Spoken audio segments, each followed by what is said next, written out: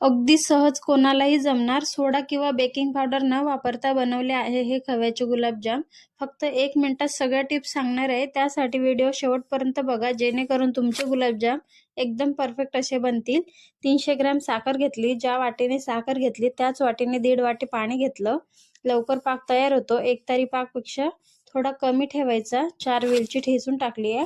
अर्धा किलो खवा, त्याला चांगलं स्मॅश करून घेतलं. त्यात पोह्याच्या चम्मचने 10 चम्मच मैदा घातला.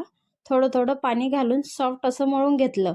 त्यानंतर पोळपाटवर किंवा अशा हाताने गुलाबजाम बनवून घ्या.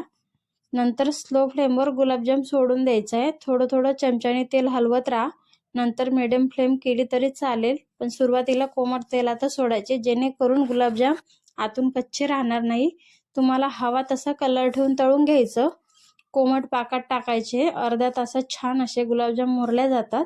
एवढ्या खव्यात 65 ते 70 असे गुलाबजाम बनतात. अशा रेसिपी आवडली असेल तर या रक्षाबंधनला ही रेसिपी नक्की ट्राय करा. तुम्हाला ही रेसिपी आवडली तर लाईक करा, शेअर करा आणि अशाच घरगुती रेसिपीसाठी मला फॉलो करायला विसरू नका.